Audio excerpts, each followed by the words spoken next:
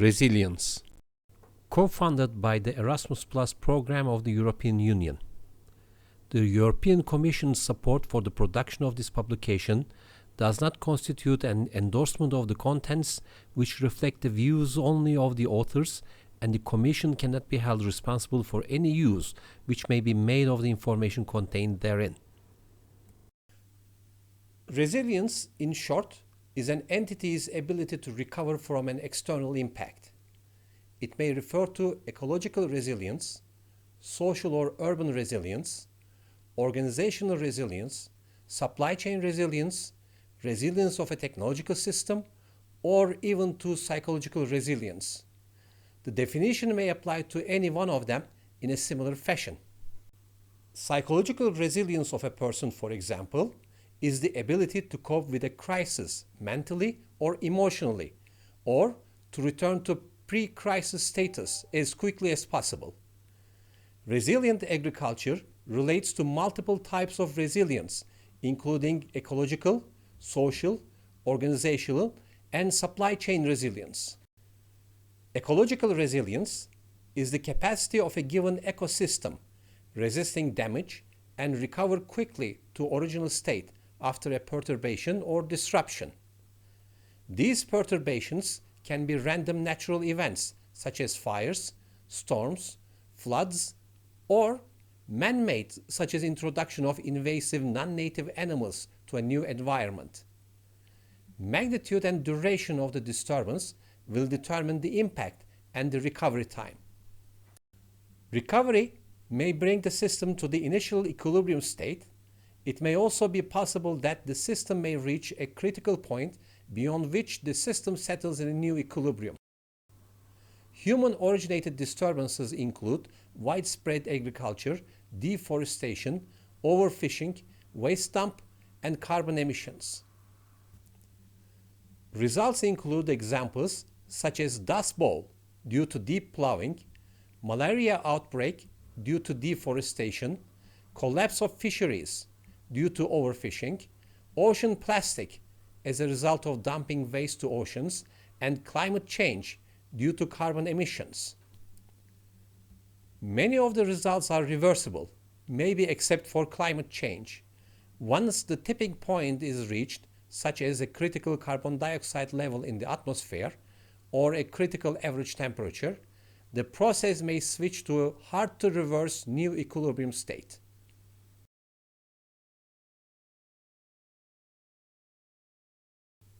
The concept of social resilience started as a capacity to respond.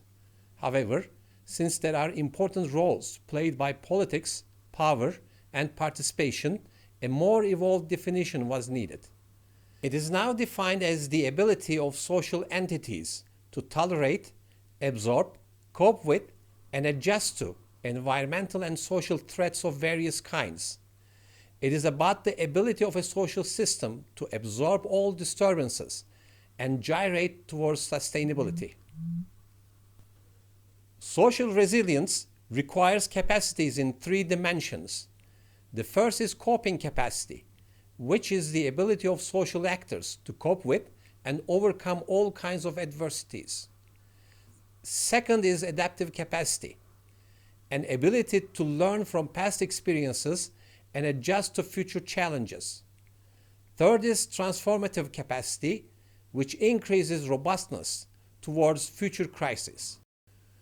Although the disturbances and adversities are assumed to be all types of hazards, discussions usually are centered around terrorism, natural disasters, and climate change.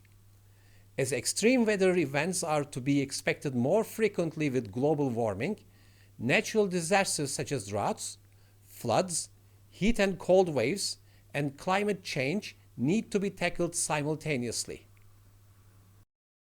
Vulnerabilities should be calculated and relevant response should be planned. In calculating vulnerabilities, though, what is defined to be a threat or disaster and what is not depends on the perceptions of established institutions. Sometimes these institutions involve in power play that might delay or diminish the effects of response. In planning the response, endowment of various assets form the basis. Assets such as social capital and social networks thus play a key role in building and maintaining social resilience. An actor-oriented approach which balances power, politics, and participation is needed to achieve resilience. An organization's resistance to failure is the ability to withstand changes in its environment and still function. This is often called resilience, and it is a capability that enables organizations to either endure environmental changes without having to permanently adapt, or the organization is forced to adapt a new way of working that better suits the new environmental conditions. Resilient organizations have the ability to continue operations under crisis conditions. Resilience is sometimes viewed as part of organizational crisis management and includes plans and procedures to ensure the critical functions of the organization keep running. Crisis management is a contradiction in terms. If events can be managed, there won't be any crisis. If there's a crisis, things are not being managed well. Resilience and business continuity require preparedness to events, which require anticipation of contingencies. Resilience is gained through preparedness, protection, response, and recovery steps. Preparedness has in itself planning, organizing, training, equipping, exercising, evaluating, and correcting steps. Farms, as with other organizations, must manage their risks, anticipate and prepare for changes before they become obvious, and respond to them when it becomes necessary.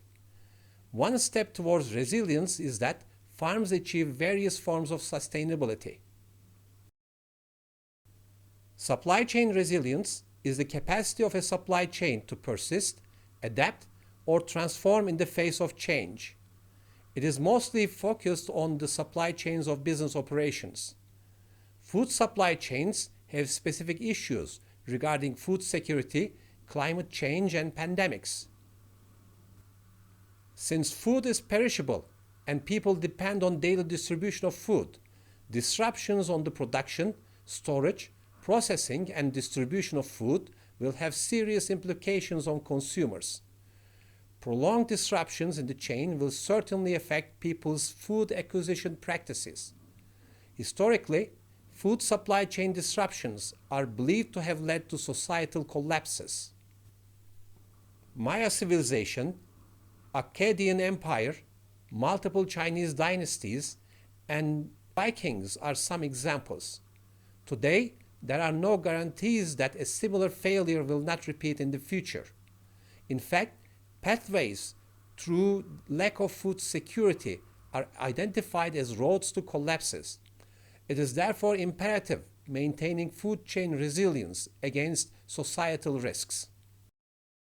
The presented video has been originally designed and prepared by Makro and will be used as training material of VALOR project.